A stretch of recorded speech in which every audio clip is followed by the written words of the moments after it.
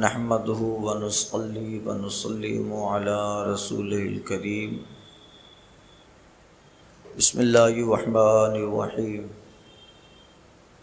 وعن أبي سعيد الخدري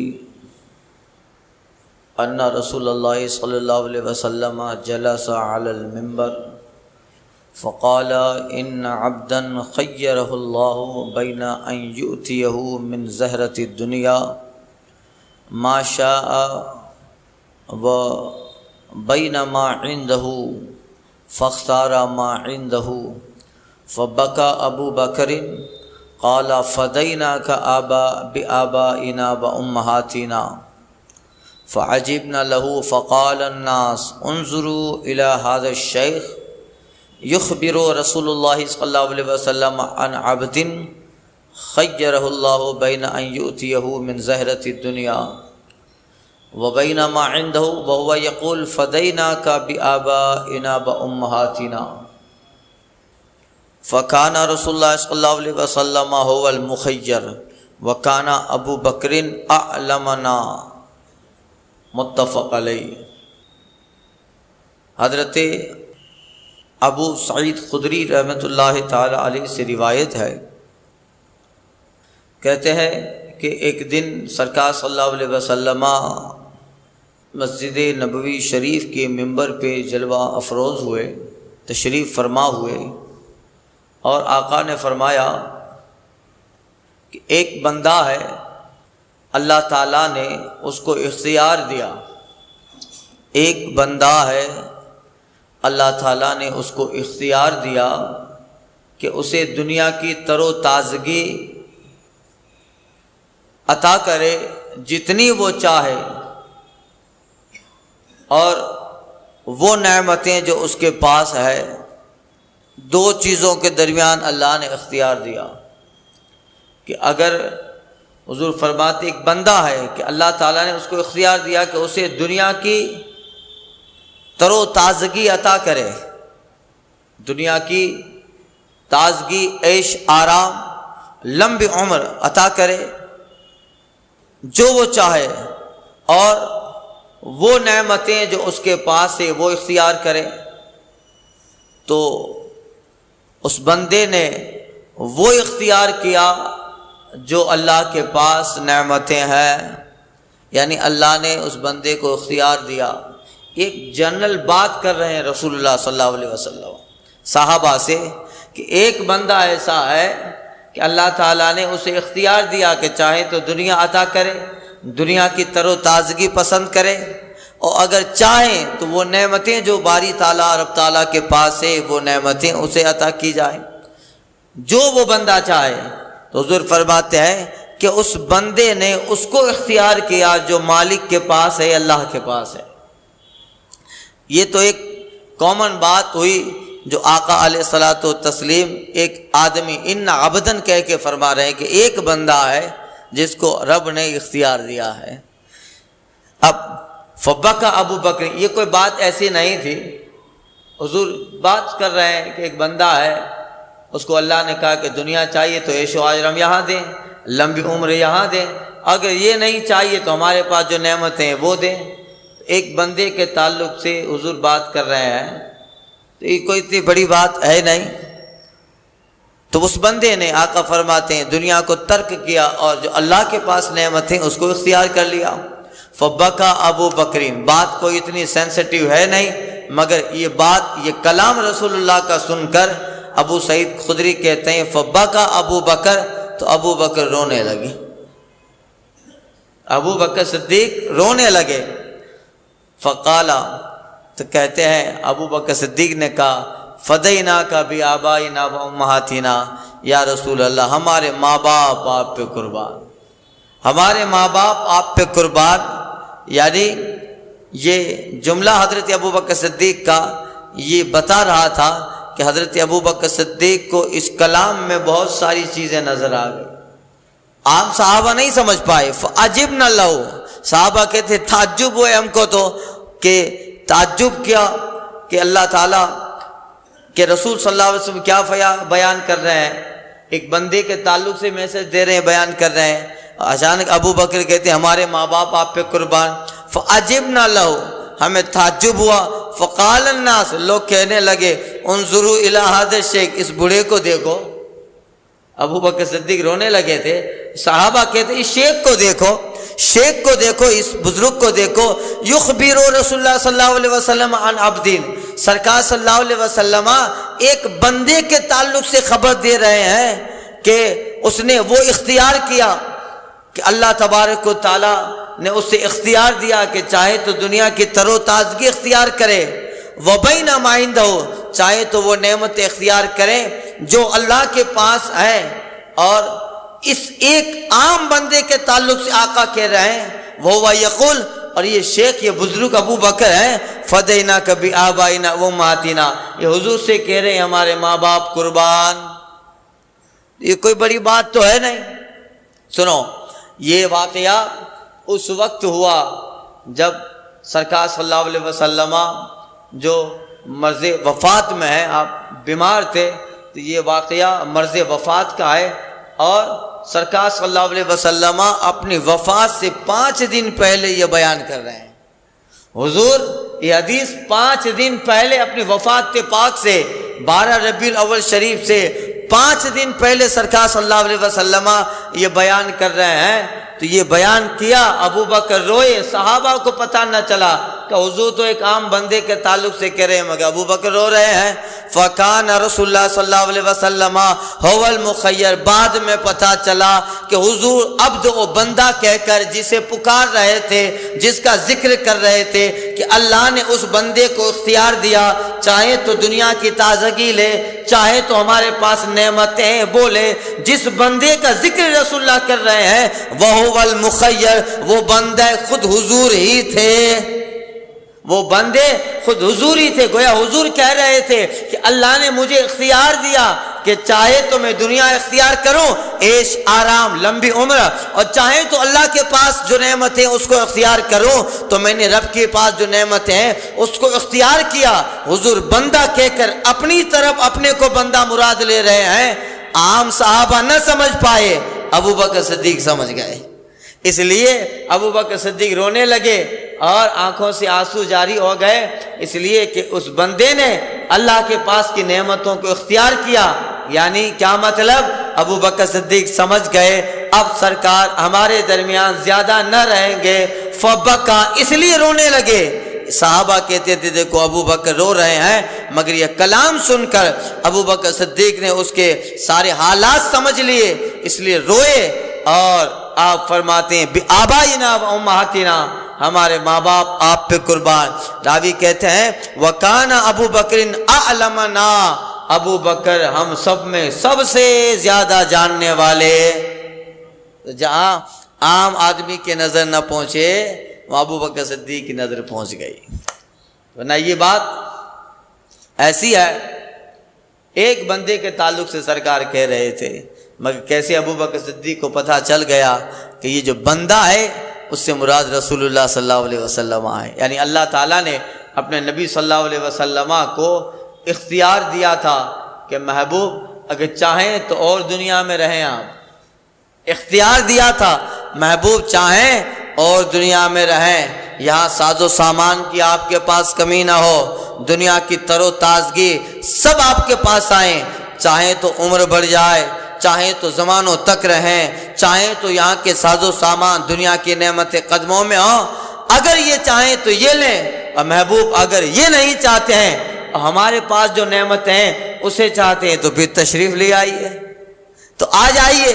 تو آقا نے وہ نعمتیں اختیار کی جو رب کے پاس ہے.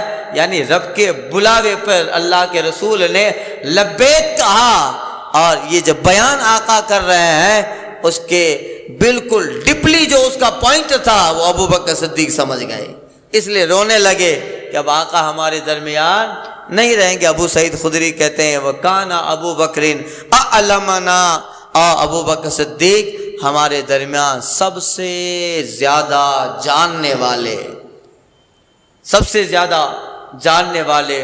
قرآن پاک میں الراسخون فی العلم جن کے تعلق سے کہا گیا ہے وہ حضرات جن کو اللہ تعالیٰ نے علم الہی میں رسوخ دیا ہے، اس سے اولین خطاب ابو بکر صدیق رضی اللہ تعالیٰ عنہ سے ہے۔ اس کے مخاطب اس آیت پاک کے اولین مخاطبین میں سے جو ہے حضرت ابو بکر صدیق ہیں اور دیگر بڑے عالم صحابہ، بڑے اکابر اور اجلہ کبار صحابہ کرام۔ یہ چونکہ باب الکرامت ہے تو یہ حضرت ابو بکر صدیق رضی اللہ تعالیٰ عنہ کا یہ واقعہ ان کے کرامت کے طور پہ ذکر ہوا کہ جہاں کسی صحابی کی نظر نہ پہنچی وہ ابو بکر صدیق کی نظر پہنچ گئی۔ ابو بکر سے، اور یہی واقعہ ہوا تھا حجۃ الوداع کے موقع پر، جب سرکار صلی اللہ علیہ وسلم نے آخری حج فرمایا، حجۃ الوداع۔ اس وقت آقا علیہ الصلاۃ والتسلیم عرفات کے میدان میں آپ تشریف فرمائے، 1,24,000 یا 25,000 کم و بیش صحابہ کرام کا مجمع تھا، اور آیت کریمہ نازل ہوتی ہے، الیوم اکملت لکم واتممت لکم، الیوم اکملت لکم دینکم واتممت علیکم نعمتی ورضیت لکم الاسلام دینا۔ اے محبوب، آج کے دن ہم نے آپ کا دین مکمل کر دیا، اتممت علیکم نعمتی، آج کے دن آپ کے پروردگار نے آپ پہ اپنی نعمتوں کو تمام کر دیا، ورضیت لکم الاسلام دینا، اور ہم تمہیں دین اسلام دے کر راضی ہو گئے۔ یہ آیت کریمہ ہوئی، دین مکمل ہو گیا۔ اس وقت صحابہ خوشی مناتے تھے۔ ابو بکر صدیق ہے کہ اس وقت آنکھوں میں آنسو ہیں، وہ رو رہے تھے کہ کیوں رو رہے ہو؟ بعد میں پتہ چلا نبی کے آنے کا مقصد دین کی تبلیغ ہوتا ہے، تکمیل دین ہوتا ہے۔ اللہ نے اپنے نبی کو کتنا بڑا مژدہ دیا، محبوب آپ جس مقصد کے لیے بھیجے گئے تھے اس مقصد، اس تبلیغ کو آپ نے بحسن و خوبی انجام دیا۔ اب دین مکمل ہوا، جتنی نعمتیں دینی تھی نعمتیں آپ کا رب دے چکا، جو حلال کرنا تھا وہ حلال ہو گیا، جن چیزوں کو حرام کرنا تھا وہ حرام ہو گیا، دین کمپلیٹ ہو گیا۔ صحابہ خوشی منا رہے تھے، ابو بکر صدیق رو رہے تھے کہ جب دین کمپلیٹ ہو گیا، نبی جس مقصد کے لیے آتا ہے وہ مقصد اب ختم ہو گیا، تو ظاہر ہے کہ اب نبی صلی اللہ علیہ وسلم ہمارے درمیان نہیں رہیں گے۔ صحابہ اس آیت کے نازل ہونے پہ خوش ہیں، ابو بکر کی آنکھوں سے آنسو جاری۔ وَكَانَ ابو بکر جو اعلمنا، ابو بکر صدیق ہم میں سب سے زیادہ علم والے تھے، جسے کوئی اور نہ سمجھ سکتا، ابو بکر صدیق ان چیزوں کو سمجھ لیتے تھے۔ تو یہ سرکار صلی اللہ علیہ وسلم کا بیان کرنا، ابو بکر صدیق کا سمجھ لینا، اس لیے حجۃ الوداع کے موقع پر بھی صحابہ نے کہا تھا آج تو خوشی کا دن ہے، مگر آج ابو بکر صدیق کی آنکھوں میں آنسو ہیں، یعنی اس آیت کریمہ کا جو منشا دوسرا پہلو تھا وہ ابو بکر صدیق سمجھ گئے۔ یہ کتنی بڑی جو ہے بشارت اللہ تعالیٰ نے اپنے محبوب کو دی تھی کہ ویسا کسی کو اللہ تعالیٰ نے وہ نعمت نہیں دی تھی، کسی نبی کو، کہ اللہ نے اس نبی کے لیے نازل کیا اور فرمایا الیوم اکملت لکم دینکم، آج ہم نے تمہارا دین مکمل کر دیا۔ یہ بہت بڑی سند ہے، تبلیغ رسالت، اور سرکار نے جو تبلیغ کی دین کی اور اللہ کے احکام و قانون بندوں تک پہنچائے، اور اس حسن و خوبی سے پہنچائے کہ اللہ تعالیٰ نے اس آیت کریمہ میں حضور کی تبلیغ کو سرایا اور دین اسلام کے کمپلیٹ ہونے کی بشارت دی۔ یہ بہت بڑا مژدہ ہے جو کسی پیغمبر کو نہ ملا، نہ کسی رسول کو ملا۔ یہ آیت کریمہ سرکار صلی اللہ علیہ وسلم پہ نازل ہوئی، الیوم اکملت لکم دینکم، محبوب آج کے دن آپ کا دین آپ کے رب نے مکمل کر دیا۔ اتممت علیکم نعمتی، جب یہ آیت کریمہ نازل ہوئی تو غالباً حضرت عباس یا عبداللہ بن عباس، غالباً حضرت عبداللہ بن عباس حجۃ الوداع کے موقع سے حج سے لوٹ رہے تھے، یا کچھ دنوں کے بعد ایک یہودی ملا، کا پتہ چلا تمہارے نبی صلی اللہ علیہ وسلم پہ آیت اتری ہے، کہ کون سی آیت؟ الیوم اکملت لکم دینکم۔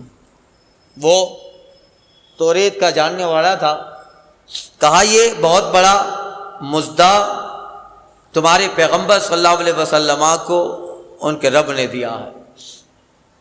وہ یہودی حضرت عباس یا عبداللہ بن عباس سے کہتا ہے کہ اگر یہ آیت کریمہ ہمارے پیغمبر حضرت موسیٰ علیہ السلام پہ اترتی تو جس دن یہ اترتی ہم اس دن عید مناتے، جس دن یہ آیت اترتی ہم اس دن کو عید منا لیتے، اس لیے کہ یہ جو بشارت ہے دین کے کمپلیٹ ہونے کی، یہ بہت بڑا مژدہ ہے۔ اگر یہ آیت کریمہ اللہ تعالیٰ انبیاء بنی اسرائیل میں کسی پہ نازل کرتا یا موسیٰ علیہ السلام پہ آیت کریمہ اترتی، جس دن اترتی اس دن کو ہم عید کے طور پہ مناتے۔ حضرت عبداللہ بن عباس کہتے ہیں کہ تم تو اترتی اور مناتے، ارے جس دن یہ آیت کریمہ اتری ہم نے ایک نہیں، سرکار کے دیوانوں نے تین عیدیں منا لی، تین عیدیں منا لی۔ اور اس 3 عیدوں کا ذکر حضرت عبداللہ بن عباس نے اپنے عربی کے شعر میں فرمایا تھا۔ آپ فرماتے ہیں عید وعید وعید صرنا مجتمعا، ایک عید، 2 عید، 3 عید، اور تینوں جمع ہو گئی صرنا مجتمعا، تینوں عیدوں کے جمع ہونے سے ہم راضی ہو گئے۔ عید وعید وعید صرنا مجتمعا، اب 3 عید کون سی ہے؟ حضرت عبداللہ بن عباس کہتے ہیں یوم العرفہ، یوم الجمعہ ووجہ الحبیب، یعنی عرفہ کا دن بھی عید کا، جس دن آیت اتری ہے وہ جمعہ کا دن تھا، وہ بھی عید کا، اور دیوان مصطفیٰ کو دیکھ رہے ہیں، حضور کا چہرہ دیکھا، اس دن بھی عید کا، 3 عید جمع ہو گئے۔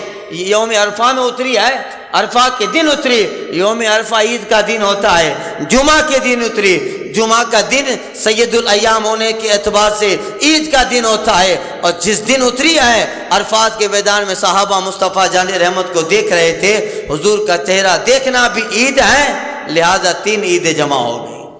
3 عیدیں، آمینہ کے لال کا چہرہ ہلال عید ہے، حضور تاج الشریعہ کہتے ہیں آمینہ کے لال کا چہرہ ہلال عید ہے، اے 14ویں کے چاند تیری چاندنی اچھی نہیں۔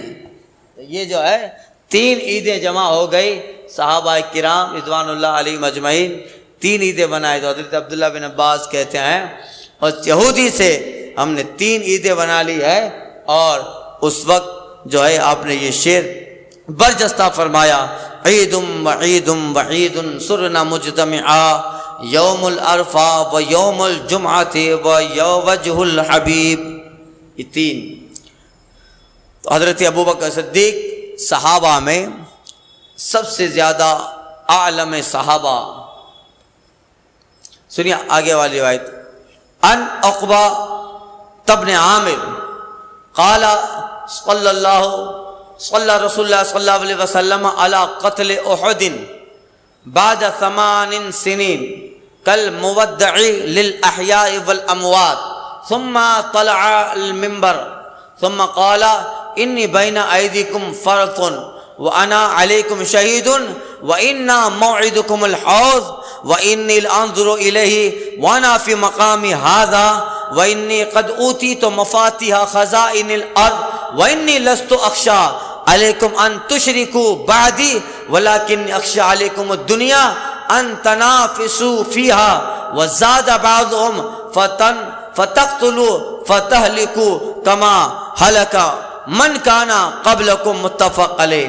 یہ روایت حضرت عقبہ بن عامر رضی اللہ تعالی عنہ سے ہے۔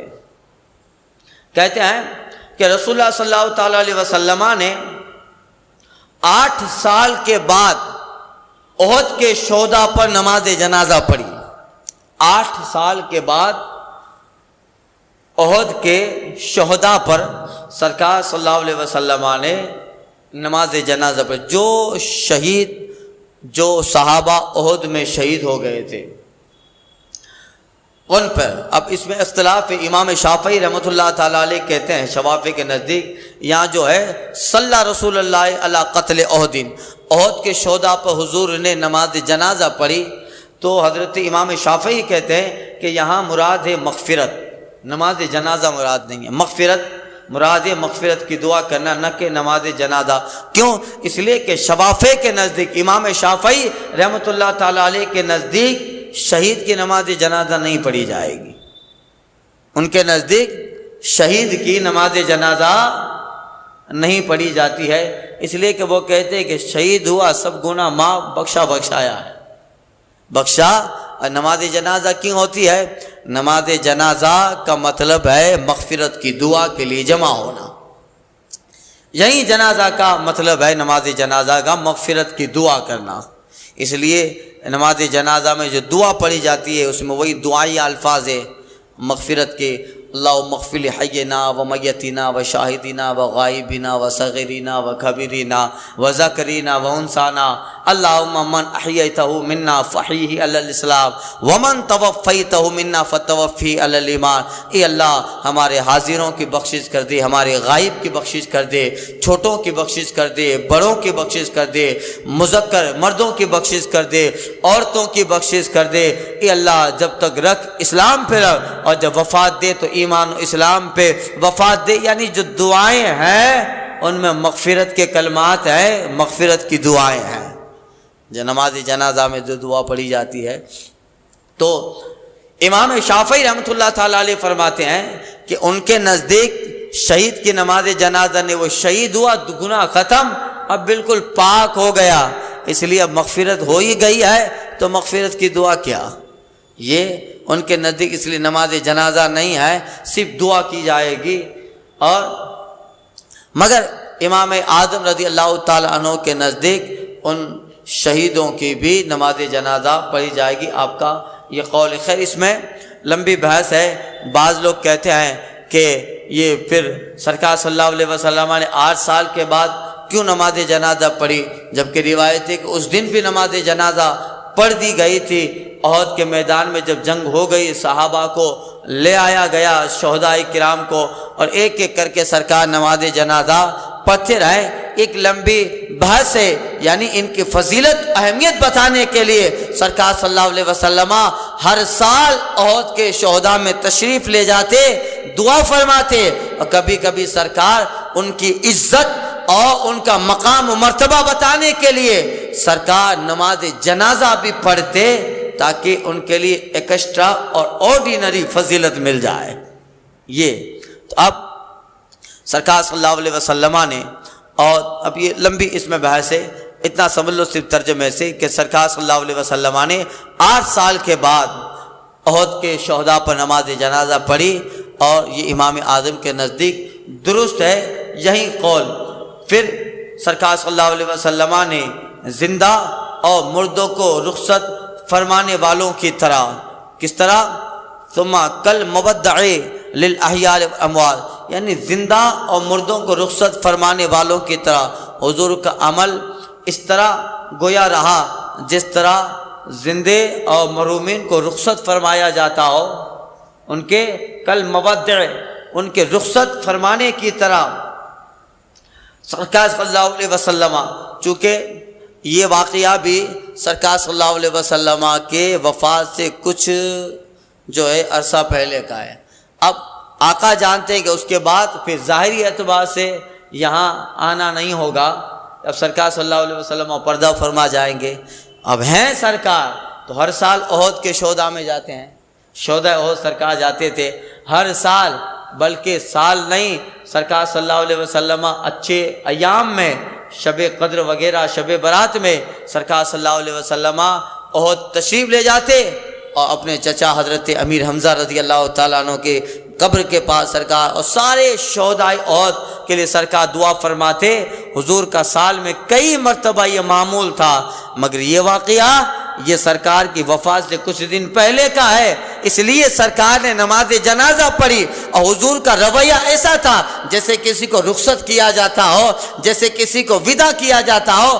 عام نہ سمجھ پائے صحابہ، مگر سرکار صلی اللہ علیہ وسلم کا یہ عمل بتا رہا ہے کہ اب سرکار اس ظاہری دنیا سے وفات پا جائیں گے، اب ظاہراً یہاں آنا نصیب نہ ہوگا، ظاہری اعتبار سے یہاں آنا نہ ہو، اس لیے سرکار کہتے کل مودع للاحیاء والاموات، زندے اور مردوں کی طرح رخصت فرما، یعنی آپ ان کے لیے جو شہدائے احد کے لیے جو دعا کر رہے ہیں وہ دعاؤں کا جو انداز تھا یہ انداز ایسا تھا جیسے اب سرکار تشریف لے جائیں گے، یہ آخری ملاقات ہے، اور جب وہاں سے فارغ ہوئے تو جو سرکار کے ساتھ صحابہ تھے ان صحابہ سے حضور ایسے ملتے ہیں جیسے آخری ملاقات ہو، اس لیے وہ صحابہ نہ سمجھ رہے تھے مگر سرکار کے علم میں تھا اب میرا ظاہری زمانہ یہاں سے میں روپو ختم ہونے والا ہے، اب میں قبر انور میں جاؤں گا، میں اپنے رب کے پاس جاؤں گا۔ اس لیے حضور کا یہ عمل ہے، صحابی کہتے ہیں للاحیاء والاموات، زندے اور مرحومین کے رخصت کرنے کی طرح حضور کا عمل تھا۔ اب ظاہری یعنی حضور تو باحیات ہیں، حیات النبی ہیں، آج بھی سرکار جنت البقیع میں شہداء احد میں تشریف لے جاتے ہیں، حیات النبی ہیں، مگر یہاں مراد ہے ظاہری، زمین پر ہیں ظاہری مراد ہے۔ تو یہ حضور کا عمل تھا۔ ثم طلع علی المنبر، پھر حضور نے اس وقت جو کلام فرمایا، اس کلام سے بھی یہ پتہ چل رہا ہے کہ یہ اب آخری موقع ہیں، یہ وفات شریف سے کچھ دن پہلے کے واقعات ہیں۔ ثم طلع علی المنبر، پھر سرکار صلی اللہ علیہ وسلم ممبر پہ تشریف فرما ہوئے اور حضور نے فرمایا انا انی بین ایدیکم فرق، میں بے شک تمہارے آگے پیش رو ہوں، تمہارے آگے پیش رو ہوں۔ مطلب کیا ہوا؟ میں تم سے پہلے اب جانے والا ہوں، تم سے پہلے اب جانے والا ہوں۔ وانا علیکم شہید، آقا فرماتے ہیں اور یاد رکھو میں تمہارا نگہبان اور محافظ بھی ہوں، یعنی میں جاؤں میرے بعد تم غم نہ کرنا، بلکہ میں کہیں بھی رہوں انی شہید علیکم، میں تمہارا نگہبان ہوں، میں تمہارا محافظ ہوں، ہر وقت میری نظر رسالت میرے صحابہ پر، امت پر ہے، یعنی میں تم سے بے خبر نہیں ہوں گا، ظاہری چلا جاؤں گا مگر ہمیشہ تمہارے سامنے میں رہوں گا۔ یہی ہے سرکار صلی اللہ علیہ وسلم ہر وقت ہمیں ملاحظہ فرماتے ہیں امت کے حالات کو، اور حضور فرماتے وَإِنَّا مَوْعِدَكُمُ الْحَوْض، اور آقا فرماتے ہیں کہ تمہارے وعدے کی جگہ حوض کوثر ہے۔ کیا فرمایا؟ تم سے جو رب نے حوض کوثر کا وعدہ کیا ہے، حضور فرماتے اِنَّا مَوْعِدَكُمُ الْحَوْض، تمہارے وعدے کی جگہ جہاں وعدہ پورا ہوگا وہ حوض کوثر ہے۔ سنی آقا فرماتے وَإِنِّي لَأَنظُرُ إِلَيْهِ، اور جہاں تم حوض کوثر پہ جمع ہوں گے میں یہاں سے اس حوض کوثر کو دیکھ رہا ہوں، میں یہاں سے وَإِنِّي أَنظُرُ إِلَيْهِ، میں اسے دیکھ رہا ہوں، وَأَنَا فِي مَقَامِ هَذَا، حالانکہ میں اپنے اس جگہ پر ہوں مگر اس جگہ سے میں اپنے حوض کوثر کو دیکھ رہا ہوں، اور تم حوض کوثر پہ میرے پاس کھڑے ہو اے صحابہ، اسے بھی میں ملاحظہ کر رہا ہوں۔ تو یہ حوض کوثر سرکار صلی اللہ علیہ وسلم کا وہ مقام ہے کہ صحابہ نے کہا تھا یا رسول اللہ قیامت کی اس بھیڑ میں آپ کہاں ہوں گے، کیسے ملیں گے، کیسے ملیں گے، کہاں ڈھونڈے حشر کے اس میدان میں ہنگامی حالت میں، جو آدم سے لے کر قیامت تک سب لوگ آپ کہاں ملیں گے آقا؟ آقا کہتے ہیں میں مخصوص جگہوں پہ ہوں گا، مجھے ڈھونڈنا ہو حوض کوثر پہ آنا، مجھے ڈھونڈنا ہو جہاں میزان عمل تولا جائے گا، میں اپنے امتیوں کا جب وزن تولا جائے گا اعمال، میں اس وقت وہاں کھڑا رہوں گا تاکہ میرے امتی کو حوصلہ بنا رہے۔ میرے آقا کھڑے ہیں تو یقیناً بخشش ہونے والی ہے۔ حوض کوثر پہ ڈھونڈنا، مجھے میزان کے پاس ڈھونڈنا، جہاں میرا امتی پل سے گزرتا ہوگا، آقا فرماتے ہیں میں پل کے کنارے پہ کھڑا ہوں گا، امتی کو کہوں گا آجا آجا جلدی سے آجا۔ اعلی حضرت فرماتے ہیں کہ رضا اب پل سے وجد کرتے گزریے۔ پل تو تلوار سے زیادہ تیز، بال سے باریک ہے، اس پہ وجد کیسے کر کے گزریں گے؟ وجد کہاں کر کے؟ جو وکٹوریا پل کی طرح جو چوڑا ہو اس پہ وجد کر کے گزرا جاتا ہے، جو بال سے باریک اور تلوار سے تیز ہو اس سے وجد کر کے کیسے گزریں گے؟ وہاں تو سنبھل کے جانا پڑے گا۔ قدم جو ہے پہلے تو اتنا باریک وہ پل ہے، بال سے باریک تلوار سے تیز، دکھے گا نہیں، پہلے تو بولیں گے یہ آئی کیڑیاں کہ نہ آئی پل، پھر غور سے دیکھے گا یہ پل ہے، اب بال سے باریک تلوار سے تیز، اب اس پہ اور کہیں وکٹوریا پل کی طرح آدھا کلومیٹر کا پل نہیں ہے، زمانوں کا راستہ ہے، زمانوں کا راستہ ہے، اب وہاں سے گزرنا ہے۔ مگر جو حضور کا سچا وفادار ہے، اعلی حضرت کہتے ہیں رضا پل سے اب وجد کرتے گزریے، کیوں فکر کر رہا ہے، کنارے پہ آمینہ کا لال جلوہ وار ہے، کنارے پہ مصطفیٰ جان رحمت ہیں، بلا رہے ہیں رضا پل سے اب وجد کرتے گزریے کہ ہے رب سلم دعائے محمد۔ وہاں حضور کہہ رہے ہیں رب سلم رب سلم، اے اللہ میرے امت کو سلامتی سے گزار دے، میرے غلام کو سلامتی سے پار کر۔ جب حضور دعا کر رہے ہیں تو گرنے والا نہیں ہے، دعائیں رنگ لا رہی ہیں، رضا اب پل سے وجد کرتے گزریے ہے رب سلم دعائے محمد۔ تو اب وہاں آرام سے گزر جانا ہے، اور پھر اللہ اللہ پریشانی کا وہ حال ہے، مصیبت کا حال ہے، اللہ اللہ۔ اب اس وقت جب جمع ہوں گے، کیا بہتر بات اعلیٰ حضرت نے کہی ہے، قسم خدا کی۔ آپ دیکھیے حدیث و قرآن کا ترجمہ کیسے کرتے ہیں اعلیٰ حضرت۔ جب لوگ پریشان ہوں گے، لوگ کہیں گے اب یہ پریشانی کہاں، اور اس پریشانی میں یہ جو ہے پل صراط پار کرنا ہے، کیسے کریں، لوگ کنفیوز ہوں گے۔ اس وقت اہل محشر میں سے کوئی جواب، کوئی جو ہے آواز لگائے گا، ارے لوگوں پریشان کیوں ہوں؟ جب مصطفیٰ جان رحمت کو جبریل سدرہ تک لے گئے، اور آگے جب مصطفیٰ جا رہے تھے تو جبریل سے کہا تھا تمنا، اس وقت جبریل نے کہا تھا حضور تمنا ہے آپ کی امت جب پل صراط سے گزریں تو بس رب سے یہ دعا کروائیے کہ میرے پر ہو، آپ کی امت کو پروں پہ رکھ کے پل صراط سے گزار دوں، بس یہی دعا کروائیے۔ یہ وعدہ لیا گیا ہے جناب جبریل سے، یا کیا ہے جبریل نے، تو پریشان کیوں ہو؟ جبریل کو بلا اور کہو کہ میاں اب وعدہ پورا کرنے کا وقت آ گیا۔ اعلیٰ حضرت کہتے ہیں اہل صراط روح امین کو خبر کریں، روح الامین کو خبر کرو، جو کہا تھا اب وہ عملی طور پہ اس کو نبھانے کا وقت آ گیا، امت کو گزار دیں گے، وعدہ کروایا تھا رب سے، رب نے قبول بھی کیا۔ تو اب صراط والو، اہل صراط، اہل محشر، اب آؤ جبریل کو آواز دو کہ آئیے۔ اللہ اللہ، اعلیٰ حضرت کہتے ہیں اہل صراط روح امی کو خبر کریں، جاتی ہے امت نبوی فرش پر کریں۔ امت نبوی جا رہی ہے، آئیے اب پل صراط پہ اپنا پر بچھائیں تو ہم گزر جائیں۔ جبریل آئیں گے، ہاں ہاں اس موقع کا تو انتظار مجھے بھی تھا، آئے اور پل صراط پہ جبریل نے اپنا پر رکھ دیا، اب چلے۔ مگر سنی تو ادب والا ہوتا ہے کہ کیسے بھی ہیں گنہگار ہیں، اب کہاں میرا پاؤں اور کہاں جبریل کا پر، کہاں میرا پاؤں اور پر جبریل کا، گزرنا بھی ضروری ہے، بغیر گزرے چارہ نہیں ہے، اور جبریل کے پر کا ادب بھی ضروری ہے۔ اب اگر پاؤں رکھتا ہوں تو پھر بے ادبی ہوتی ہے پر کی، اگر نہیں رکھتا تو گزروں گا کیسے، کیا کریں؟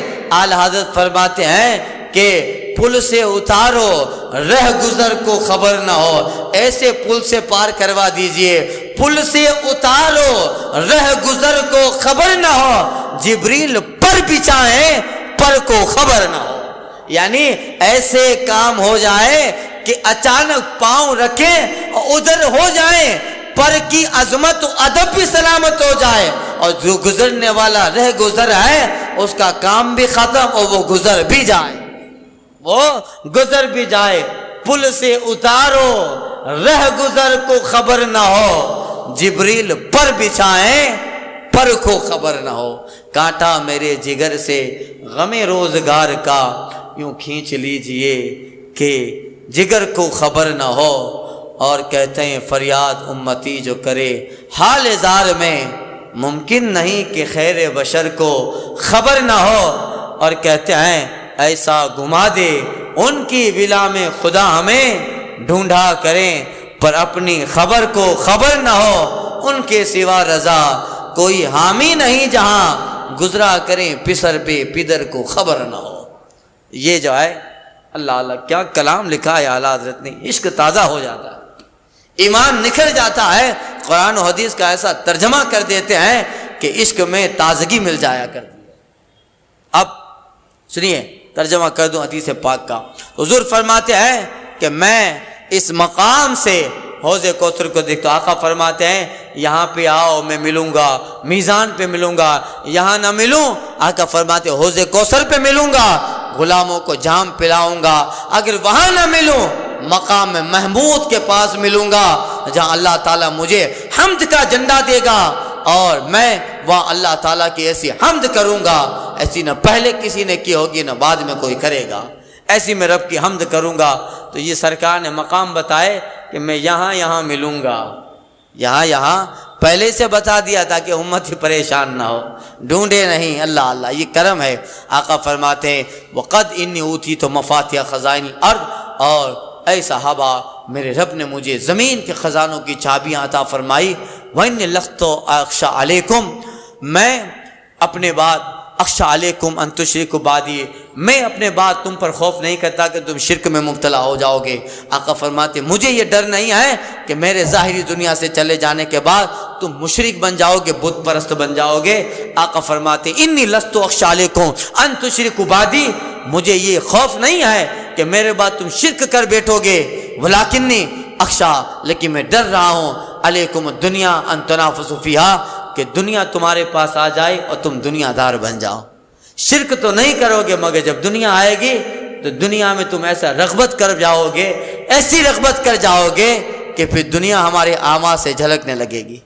شرک تو نہیں کریں گے مگر دنیا دار بن جائیں گے، دنیا دار بن جائیں گے۔ مسلمان رہے گا، مومن رہے گا، ایمان بھی رہے گا، مگر صبح شام کام، صبح شام کام، نہ فجر کا خیال، نہ ظہر کا خیال، نہ عصر کا خیال، نہ عشاء و مغرب کا خیال، نہ اعمال صالحہ، نہ حلال و حرام کی تمیز۔